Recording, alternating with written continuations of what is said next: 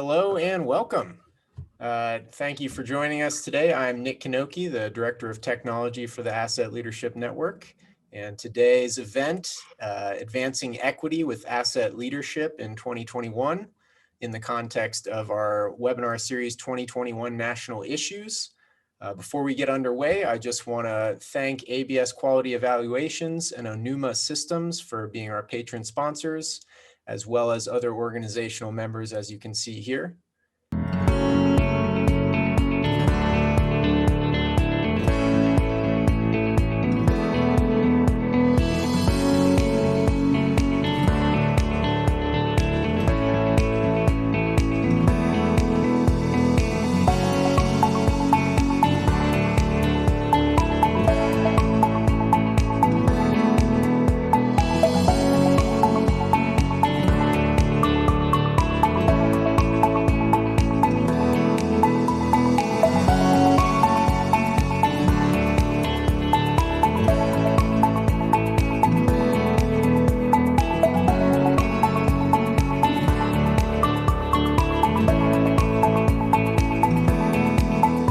Well, welcome everyone. What an honor to be here today. I'd have to say this really should be Mike there, but Mike has been overcome by hay fever or something. Hopefully it's hay fever. He says it is, but Mike's done a great job in getting this organized. So where I have been involved in this effort directly was last year. We had our annual event, Asset Leadership Week, which last year, being virtual, we spread it out over 3 weeks. And we had different topics for each of 9 or 10 different events that went on different days. And one of them was on this topic. And it was our first foray into not just considering it and doing what we thought was possible and appropriate in our own organization, but to really start to ask the question about equity related to assets and asset management systems. Since, of course, it's become, for a variety of reasons, hugely a topic, and we can see it in virtually everything that's happening. I know I've been busy finding and posting things and sharing things on LinkedIn surrounding this topic, and it frames pretty much everything. It's about stakeholders, but we'll be talking a lot about that. So a part of that event this year was Cecilia Mowat became involved in the ALN, and usually every year that we have 1 or 2 superstars emerges, and over the last year for us, that was Cecilia. So we welcome Cecilia today.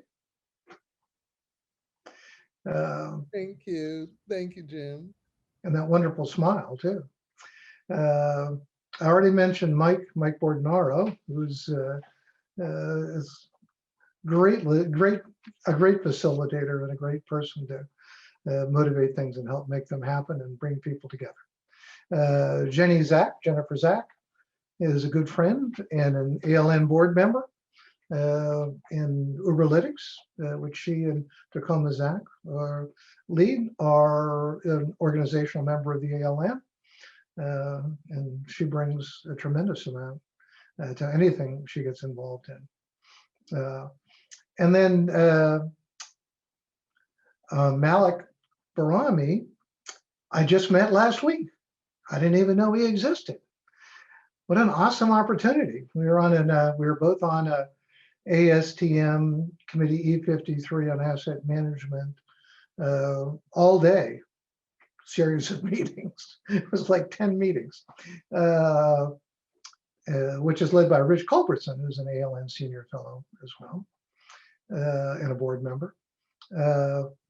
And Malik introduced himself and said, "So I'm the head of asset management for the Fairfax County Parks Department." I think I got that right, or close at least. And I live in Fairfax County in Virginia. So I'm a stakeholder in that, so I was way interested. And for years have worked to try to identify people in the local and state government here involved in asset management, and I've struck out to this point. Same with colleges and universities, but I now have my string of strikeouts has ended. So and Malik has agreed to join us today. So with those introductions and the fact that we have people from Phoenix, Chicago, Virginia, and Nick's from Lander, Wyoming.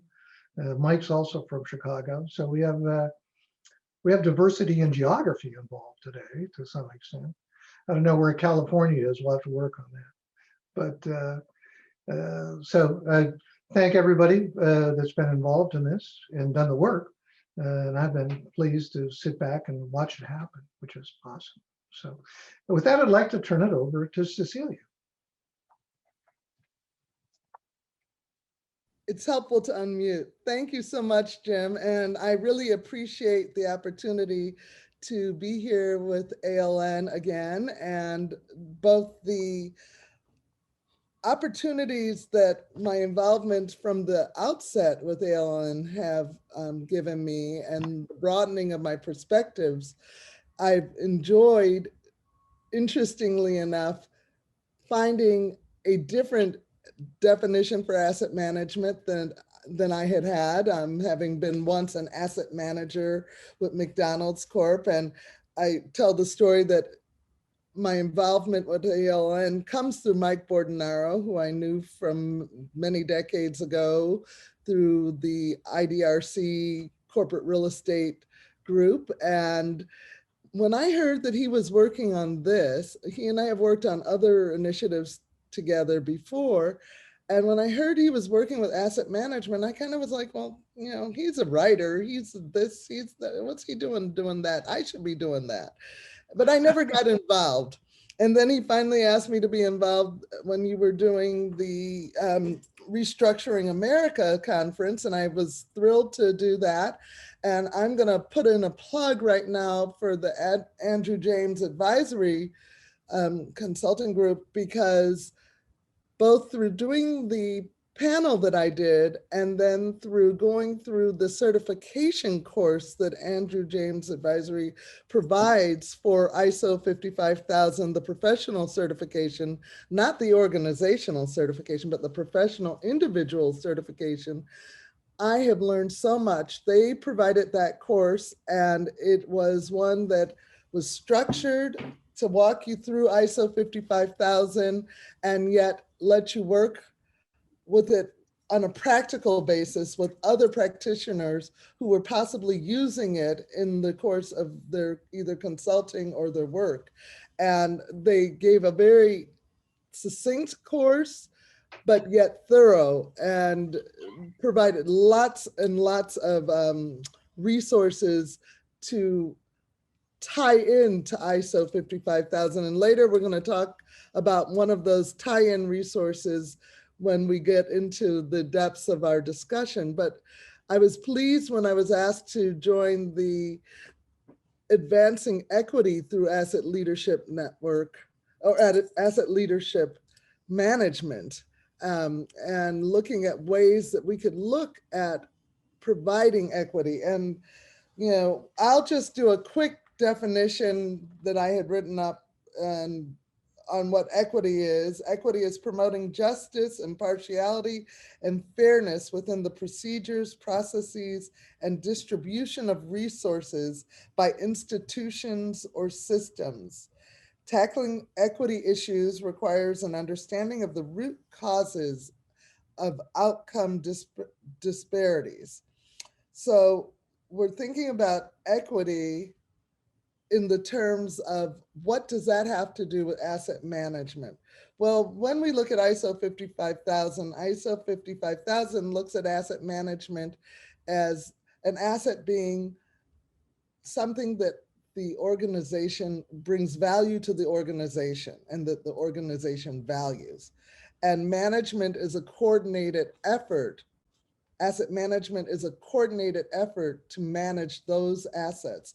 And those assets can be physical assets or intangible assets. And when we start talking about equity, this is sort of intangible when you're talking about promoting justice and impartiality and fairness. Doesn't that sound kind of namby-pamby to you guys when you hear it? I mean, of course it does. But I think looking at 55,000, ISO 55,000 will really help you stop and think about it in a concrete, very systemic and systematic way of going through and creating an asset management plan for whichever asset and incorporating through, the first important statement in ISO 55,000 is 4.1, which is understanding the mission of the organization. The second one, which sometimes Mike and I will argue back and forth, which should be first or which should be second. The second one is involving all relevant stakeholders.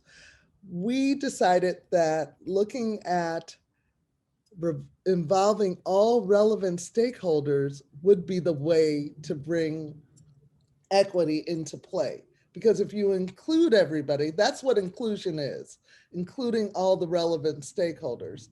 And diversity is what you look to for the definition of relevant. There are diverse perspectives and making sure you're getting those diverse perspectives. And then the equity is making sure you have done it fairly and given everybody the chance transparently and all of that. So Jennifer, I would love to kick this off, and we're going to come back to the paper in a bit, but since we're talking about stakeholders, you raised a lovely thought that we really ought to be looking at very well and tying it back, as ISO 55,000 does tie you back to other ISO standards. Why don't I hand it over to you, one, to tell us a little bit about yourself, first off. Sure. And then to share some of your excellent thoughts, and we'll discuss a little bit about the definition of stakeholder. Sure. So I had the privilege of being part of the early discussions kicking off the committee. I haven't been able to continue in, with the development of the paper, but it's a fantastic work. I think at the beginning when we started talking about this, there were just a lot of light bulb moments that in tackling this decision, what good asset management accomplishes in just better managing our public infrastructure, public assets, will, by virtue of doing that, address the challenges of inequity, of underserved communities and stuff like that. So there was a lot of excitement right at the beginning. But I think one of the big challenges is, who are those stakeholders? And so it's great to say everybody should get a seat at the table, but who are the stakeholders? Who gets a say? Who gets a seat? And then how do we allow appropriate priorities to emerge? And so there's some interesting ideas out there about who is a stakeholder. And I think Malik, you would probably have some really interesting insights to offer this too. We were discussing this just recently, and the question came up, if I cross state lines on state highways, and I am now next door in New Mexico driving on New Mexican highways, am I a stakeholder? I am using that infrastructure. I am benefiting from the outcomes of it, but am I a stakeholder? And that's where I think it was interesting that you said the challenge, you and Mike have the debate going, which comes first, mission or stakeholder? My little contribution to that question would be, mission probably helps define who your stakeholders are. So Malik, I was thinking, we spent a fair bit of time with my kids in Fairfax County as visitors, and probably enjoyed the playgrounds and parks, and benefit very much from your public infrastructure. But I'm probably not a stakeholder. So I'd be interested to know how a Parks and Rec department, a county identifies their stakeholders. So our stakeholders are first of all, we call them visitors because they come from all over, and some of them are visiting the historic structures that we have, historic properties that we have in Fairfax County. Some of them are here for the amusement water park that we have. Some of them are here for the golf courses or the rec centers, but they're all visitors. And as long as you're a visitor, you're a stakeholder. We want you to be happy, and we want to add to your quality of life and improve your experience, and ultimately provide a positive net positive value to the life quality of life for everybody. I think the term stakeholder, at least from my point of view of entire asset life cycle, it includes all those people who design things and build things and put it in the ground, to include everybody who's a neighbor. Every time we have a project within Fairfax County Park Authority, we have an outreach program to get the input of the public, whether that's for building a new amusement park, new playground, the location of it, the type of it, and all of those things come into play when making decisions. So I think that we can, the list goes on, because once the thing is in the ground, the users the visitors and users are stakeholders, and then the operators, people who maintain it, fix it, keep it up and running, and then ultimately people who have to demolish it and remove it. So I think depending on what portion of the asset life cycle we're talking about, there are a lot of different stakeholders. Oh, Cecilia, you're on mute. Yes, that was excellent, because Jennifer, when you said that, I was thinking, okay, this is always the funny thing about stakeholders. You can be a stakeholder without being a shareholder, a contributor, an employee. I love having you on, Malik, for having that example of visitor is just as much a stakeholder. I put my legal hat on. When you are crossing that road and crossing into the state from out of state, you become a user of that road. The state has a duty to you to maintain it at a certain level. The legal liability that state has makes you a stakeholder, even though you don't pay taxes, but you probably will when you go through the city or the state. You'll stop somewhere, you'll buy something, and the taxes that you pay on whatever you bought, that will be part of it. So there's always a way to feed somebody into the loop and bring them to the table. Sometimes they don't get to eat the whole meal. Well, and I think that's a good, a couple of things popped into my head. One thing, just in talking about, excuse me, stakeholders, there's lots of different roles, we'll say, different hats. And one thought that occurred to me is perhaps not every stakeholder is also a decision maker or a decision contributor. And that's one of the things that we talk about in our work. And we work a little more with the physical asset management, keeping something running, managing risk. So, something like a water treatment plant or a wastewater treatment plant. You've got to keep everything working and in good order to serve the mission, maintain the level of service. But one of the things we talk about is that we have lots of different stakeholders, roles, decision makers who need to make different kinds of decisions. They have different mandates relating to the same assets. Yes. And so you've got different people with different jobs to do. And so in the same way, we as different stakeholders have different interactions, different benefits, different outcomes. Yeah. And so I think when we're talking about underserved communities and trying to advance equity, make sure that we've got equal opportunity, that we've got access, mitigation of risk, optimization, There is a notion of primary stakeholders and secondary stakeholders, those who are directly tied to, and then there are those who are indirectly affected. So as a visitor to infrastructure where I am not perhaps a ratepayer in that system, my ability to contribute to decisions is probably minimal. However, my experience as a user of the outcomes of that infrastructure needs to be considered by those who are the decision makers. Agreed. Yeah. Absolutely agreed. And let me just say something, because there's a fine line, there's nuance here, right? Because Always. Here's the thing. You're talking about delivery of something. You're talking about the mission of whatever that utility is, to deliver the water, to deliver the parklands, to provide that.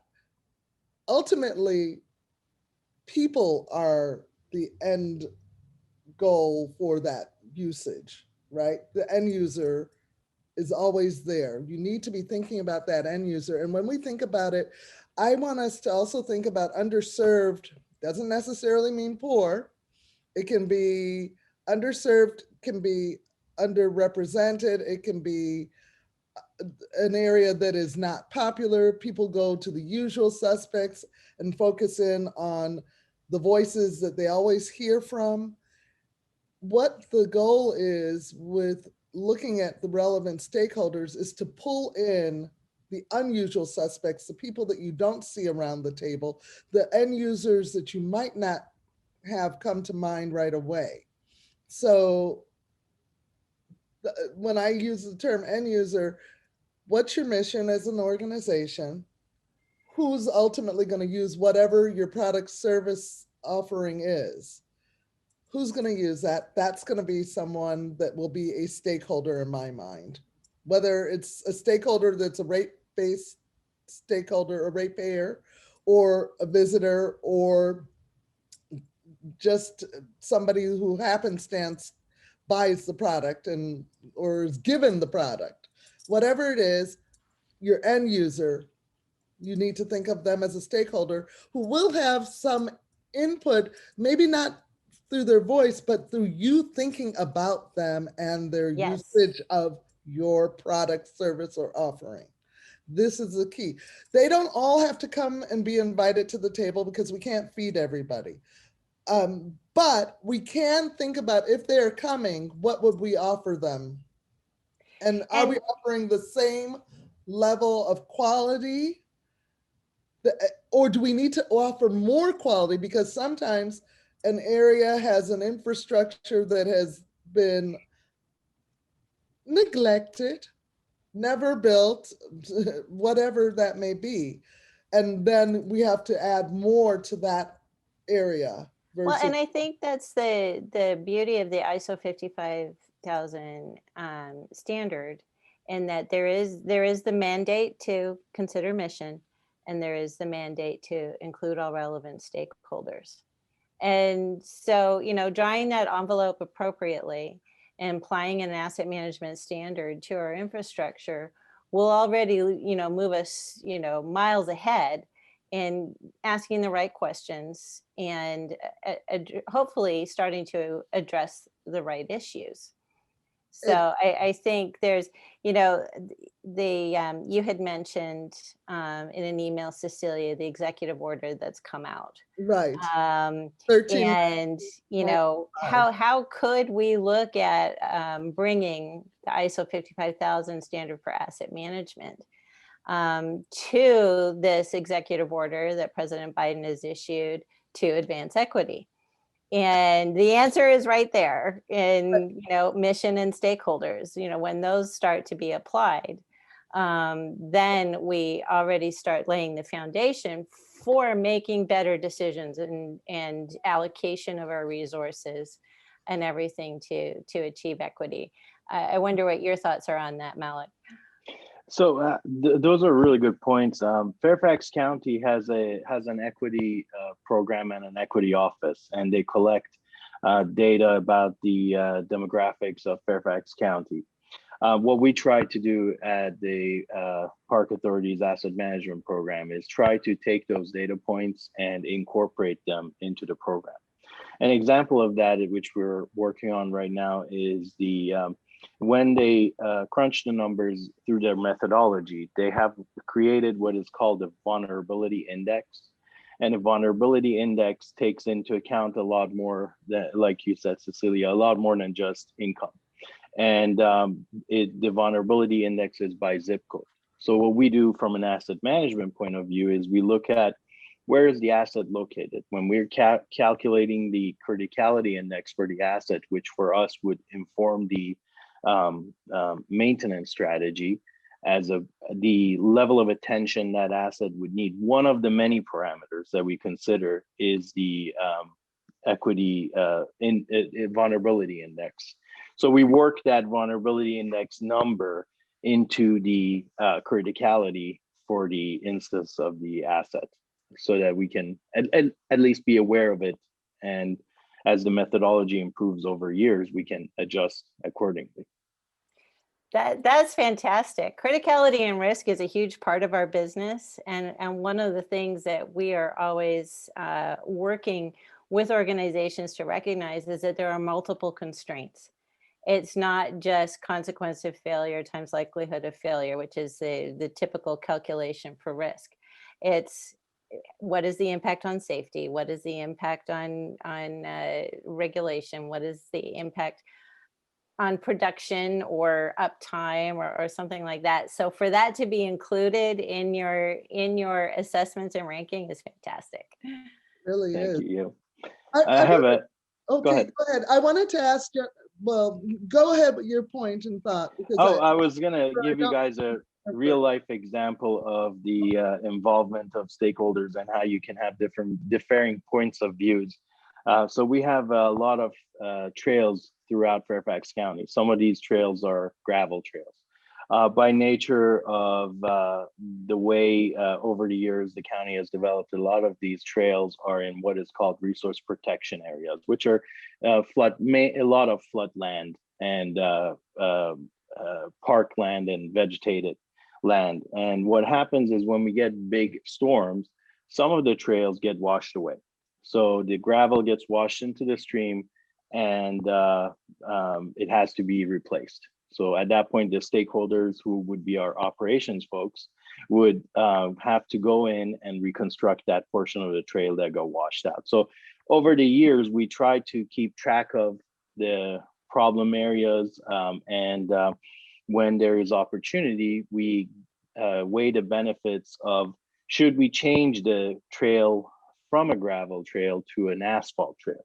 There's obviously more cost associated with construction of an asphalt trail, but there's cost associated with constant replacement of gravel. And there's an indirect cost of the gravel that's getting washed into the streams. That's aggregate and sedimentation that's getting washed into the stream. So then typically what we do within Park Authority is we reach out to the neighboring public, because we get different points of view. The user groups or the visitors who are, for example, cyclists, they love to have a more paved and easier to navigate trail. So they would be the stakeholders that are for replacing the gravel with an asphalt.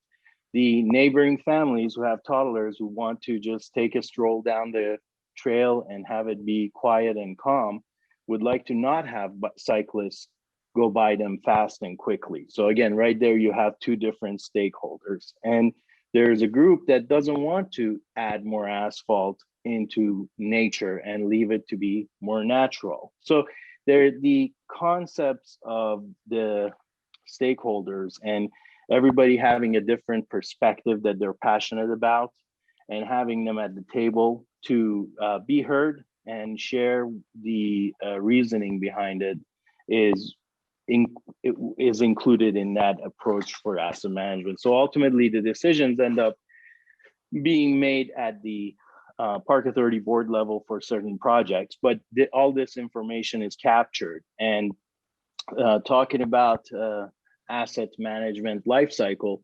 Just with that example, you're talking about the group that is providing input on getting the asphalt trail. That's in a way acquisition. You're acquiring a new asset that you didn't have before. A group who's providing input on the trail, the gravel trail that's going to be going away, that's disposition of that asset is going away. We're getting rid of it. So we're getting input on that part of the life cycle. And all the people who are maintaining day in, day out that gravel trail or that asphalt trail and using it day in, day out, or they're just the neighbors right by and they're seeing the cyclists or whoever driving by, they all have an opinion, a stake, a point of view in that example. Absolutely. And one of the things you have to do with that point of view is allow for people to be heard. The issue is not whether or not they get to make the decision. It's whether or not you take into consideration their issues, their concerns, the things that you need to build into. So what we're looking at is making sure that we have addressed all the possible issues and looking forward to creating plans for dealing with them in the future.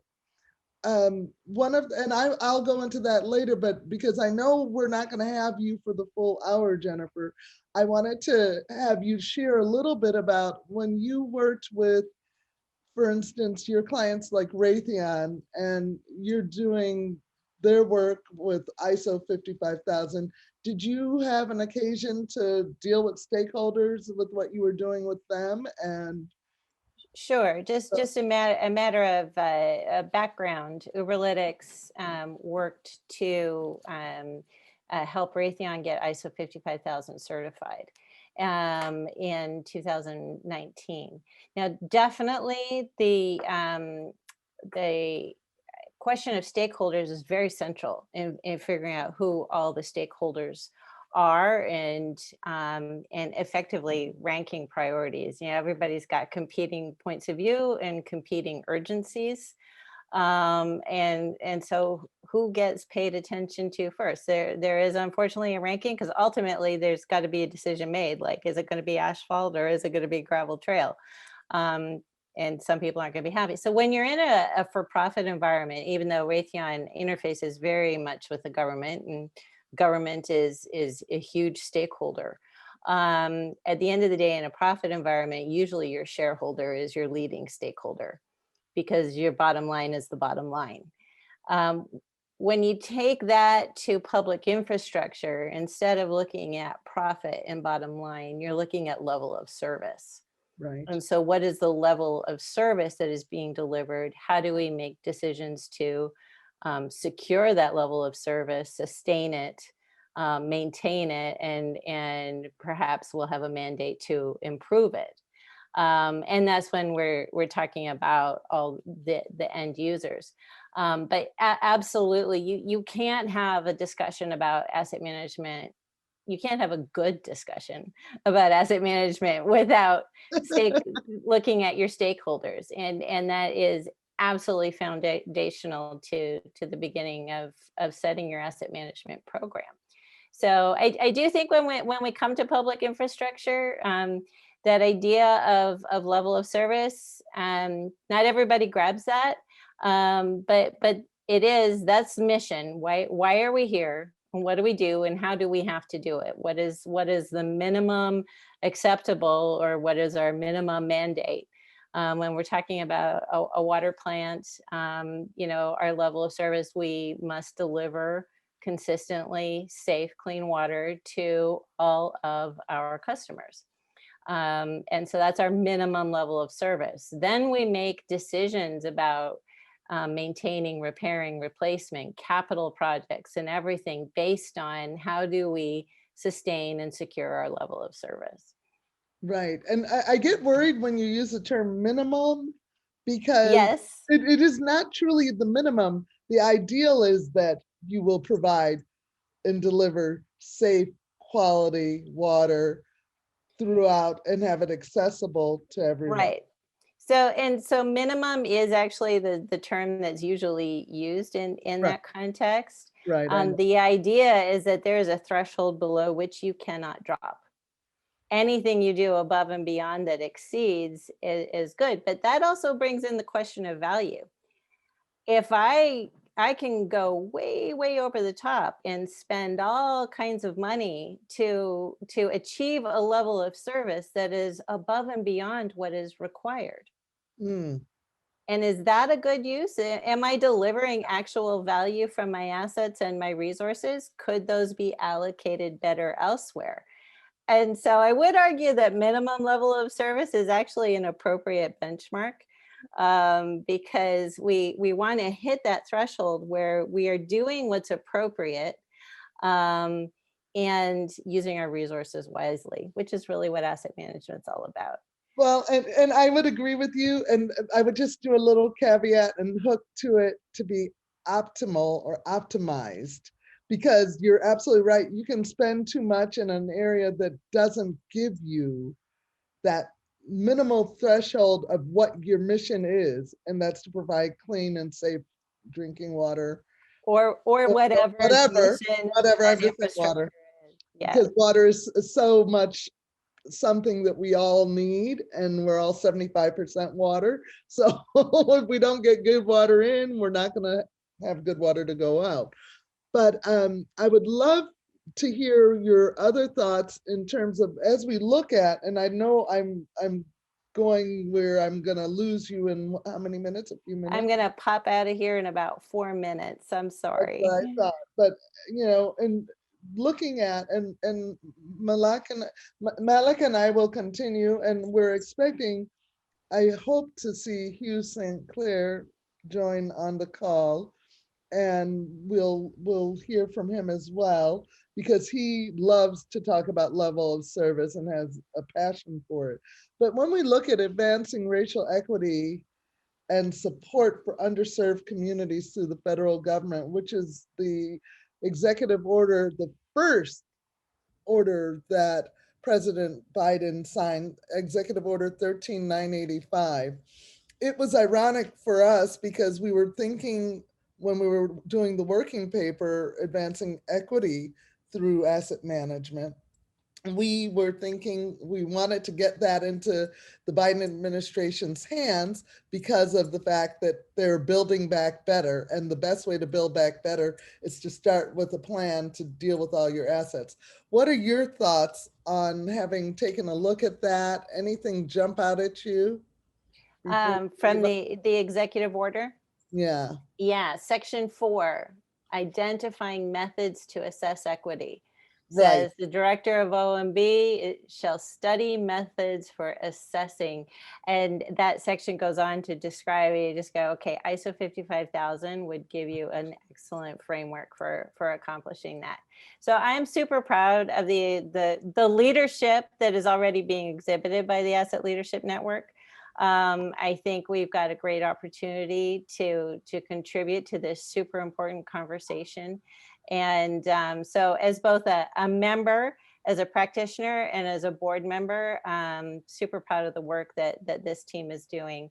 I will have to exit now. Thank you so much for the privilege of joining this conversation. Lovely to meet you, Malik. I look forward to future conversations and catching up on the rest of this when I review the recording. Thanks, everyone. Okay, The take feeling good is care, mutual. Jennifer. We'll be discussing, and Thank you you. will be coming back to the committee because we're still continuing. And OMB is our main target because they have to get, every federal agency has 200 days from January 20th to come up with their plan to show how they're advancing equity and where they are in that process. So I think that we have a tool that they could use and jump right in and create a framework easily. So It's thank great. you. We'll be talking Thanks. more. You'll We'll join talk us in soon. the committee meeting. Yeah. Bye. Take care. God bless. I Mike is on. drank a lot of fluids and revived myself enough to be able to come in, because I think the portion of the executive order that Jennifer just referred to, Yes. so important. And Yes. there's also a section before that on the Department of the White House Policy Department. Right. And so, The Domestic Policy Council will be yes. coordinating all of the administration's domestic policy objectives. And what everyone needs to understand was this advancing racial equity and support for underserved communities through the federal government was the first one that he signed, the first executive order that President Biden has signed.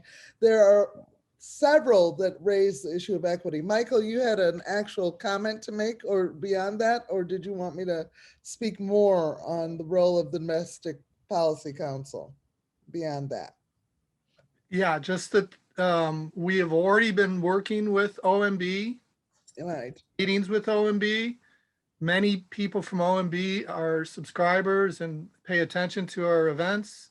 And we need to redouble our efforts to make sure that they're aware that ISO 55000 is a tool that addresses equity in addition to helping with asset management.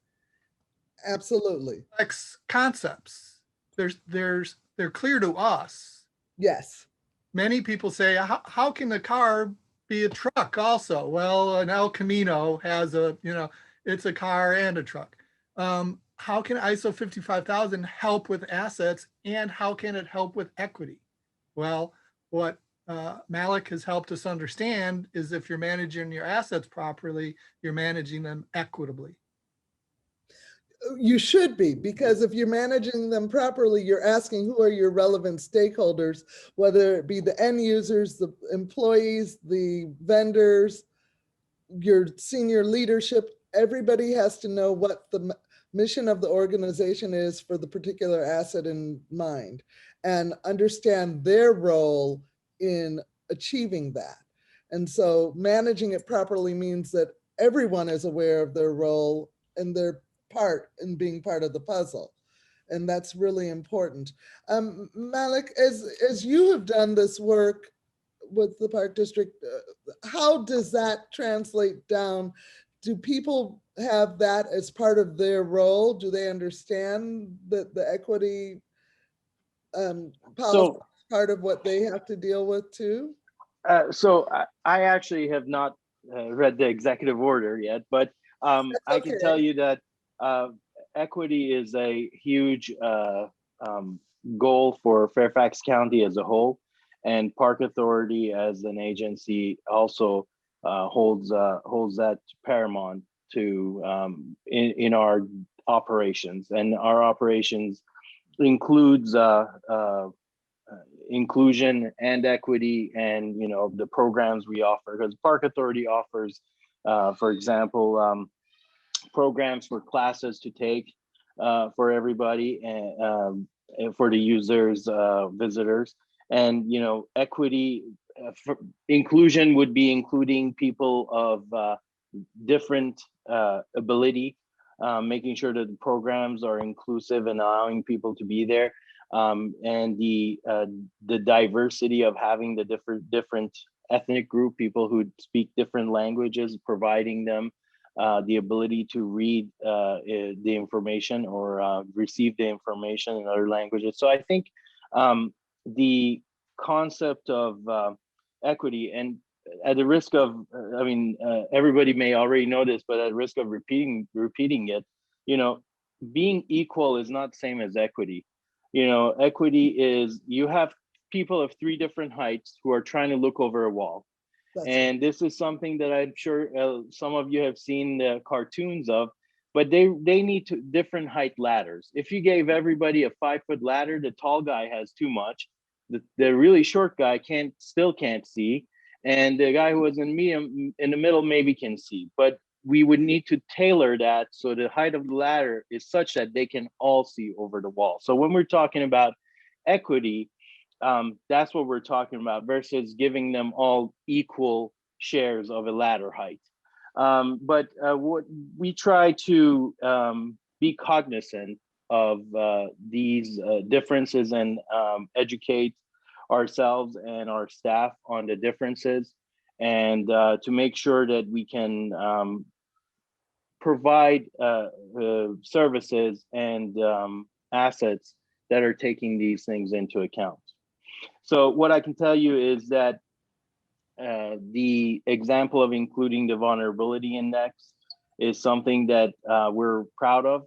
We think that is, like everything else in asset management, it's a living, breathing thing. And as the years go by, we need to nudge it in the right direction and adjust it and fine tune the machine. But it's a good step forward to including equity in those equations. So equity is something that, as you said, Cecilia, maybe is not a tangible at times. So being able to come up with a methodology that enables you to work it into your numbers allows for you to at least have that awareness. Exactly. And that's why we were very excited to think really about the use of ISO 55000 to promote equity, because you then start weaving stakeholder analyses in every aspect of what you're doing in whatever asset you're dealing with. So it becomes an easier thing. It becomes a thing that moves around away from the sensitivities that some people have of it's not fair that you're going to take care of those people and not take care of us. You're looking at it on a very objective basis. You're looking at it where everybody also will be able to see what you're looking at, because you will have a plan. You'll do a strategic asset management plan that will provide transparency, that will be that living, breathing document that you have to revisit periodically and tweak, because conditions always change and needs always change. And so making sure though that you're asking those questions. And one of the things that we do with ISO 55000 is point to other ISO standards, and ISO 26000 is one of those. And Jennifer had raised that as one of the things that we want to discuss. And unfortunately, she's not here to discuss it, but I'm just going to run through the questions that you would ask to identify who the stakeholders might be. And that comes out of the ISO 26000 clause 5.32 that says, here's some of the questions that you would ask. 1, to whom does the organization have legal obligations? As a lawyer, I always think that's important, because we've talked about risk, and we talk about the risk of failure of the physical asset, but brand assets and things of that nature are also very important. Knowing those legal obligations, I would add moral, but that's okay. I don't know how much we can actually read, speaking of legal. I don't know Of how. that, I'm just saying, yeah, okay, gotcha. I'm not going to read it verbatim, but Okay. don't worry, we don't have time to read the whole thing, but asking the questions of who's affected by the organization's decisions and activities, which isn't necessarily the same as who are the end users. Who's affected can be the employees, can be the vendors, and can be others. Competition can actually be affected by your operations. What are the people, who are the people that are likely to come up and tell you about their issues? Those usual suspects always come up anyway, because they're the squeaky wheel that gets the oil. But who are the ones that never come up and you haven't happened to look at where this asset reaches to? You have to look to see where is the scope of who gets touched by your asset. And then what would happen if they got excluded? What were the risks associated? Because lack of diversity in your thinking and in your perspective brings risk, because you miss something. You miss something or somebody. And missing somebody can be just as bad as missing something. So I'm glad, Malik, that you guys are doing as much as you have, that you've incorporated it. It's wonderful to know that it's being done.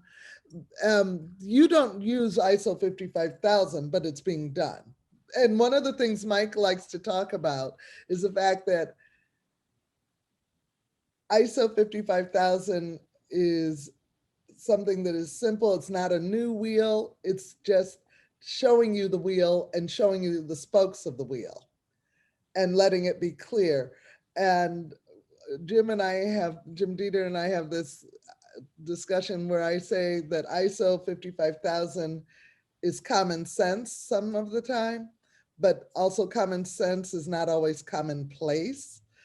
And having the tools to give you something that make it more commonplace, where we all have a standard, a language, common vernacular that we can turn to, whether it's in the many vertical silos of an organization that has to work cross-functionally, or whether it's outside and external stakeholders that you're dealing with. So, and I don't know if we had any questions from the audience. Yes, we have some comments, specifically from Jack Kelly, who was with OMB for 36 years. And he wants me to make sure that I say that the Office of Management and Budget is different than the Domestic Policy Council.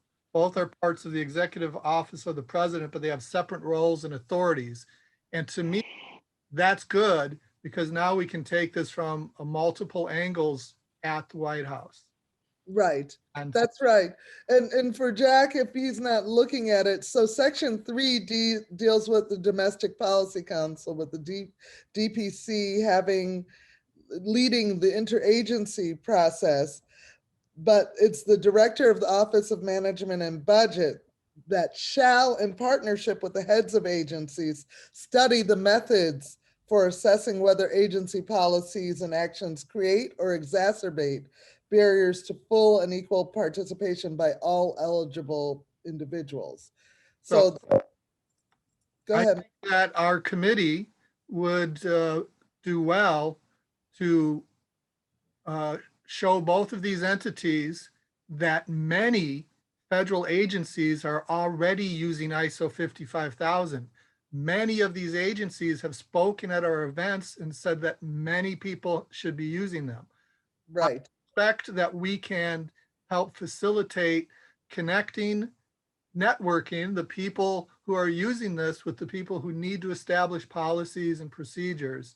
And that would be something that I think would be good for the committee to move on to next. Right, and we absolutely will be doing that. And in looking at all of the folks that are doing it and using it, that we have connections with, we'll be reaching out to them, and we will also be reminding them, because even though they're using ISO 55000 and they're often certified in the area, they may not be using it for the equity purposes. And some have said that in some of the questions we've asked, but we'll be raising it as, here's something you can do.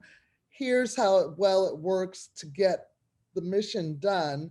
Here's how it can be done without it being something that will create consternation and concern, the political divides of people being concerned about, why are we doing equity? And why are we doing diversity? Rather, we're optimizing our assets for every citizen in this country and every visitor who comes through that has to deal with our country. We're making sure that America is the best place to ever be, the best country, that we are the exceptional ones. So I think that's a good thing. And then the other thing that I want to say too is, as we talk about who takes on this role, and I asked Malik if he had seen it go through the organization, that everybody has to carry the banner. And you and I have had this conversation, Mike, that you were like, oh, we have to have a diverse panel. And I always do believe in having diverse panels, because seeing diverse people on a panel, whether it be men, women, people from different functional backgrounds, always reminds you that there are other perspectives there. But one of the biggest, most important things I always say is that the diversity and inclusion and equity is everybody's job, just like leadership is everybody's job. You must lead within your own sphere of influence. So everybody, and Mike was like, I don't want to be on the panel because I'm just a white male. And I was like, you I have said a that. perspective. You said it. And I said, hold on. First of all, who's in charge? Is what I said. And you can't always have the underserved or the minority or the woman be the person that is talking about what they already know. You have to have others come to the conclusion that it's important for them as well to understand and to champion making everybody happy. There's a saying that a mother is or a parent is only as happy as their most unhappy child.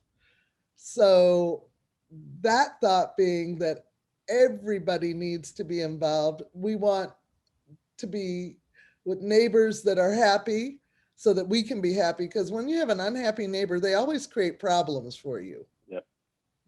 I mean, they go around getting grousy and the like. So I think I wonder if we have other questions.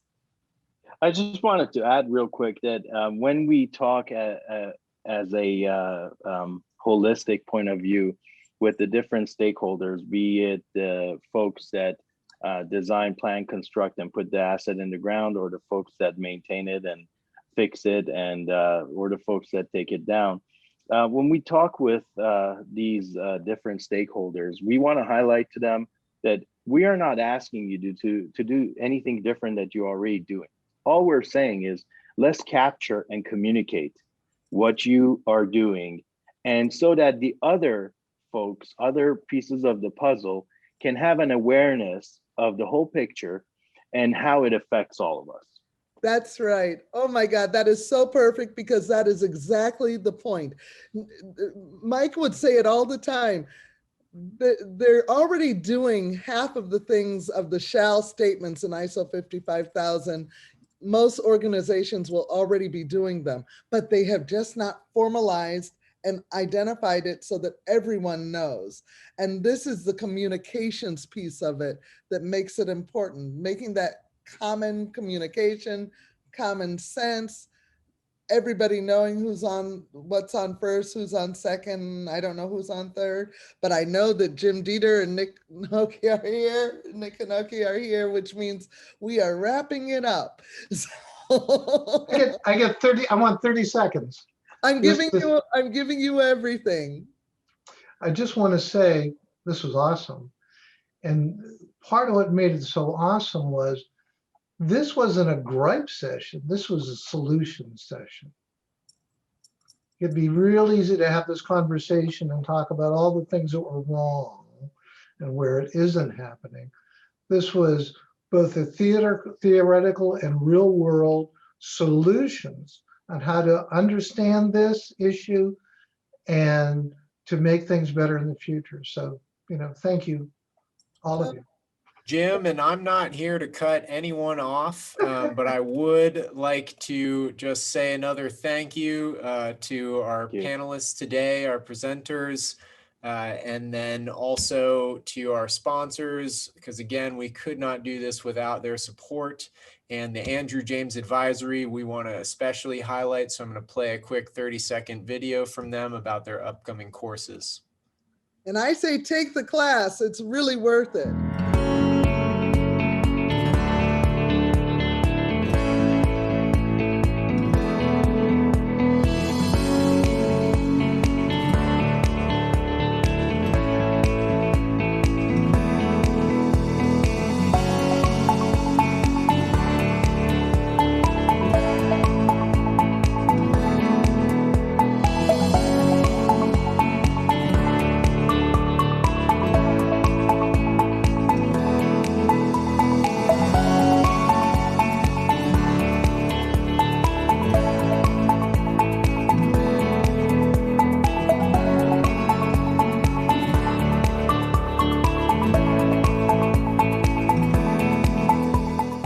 Okay, and with that, I just want to say we're going to make this into a podcast and a video, so please share with your colleagues, friends, anyone you think is interested or needs to hear this, regardless of whether they know they're interested yet.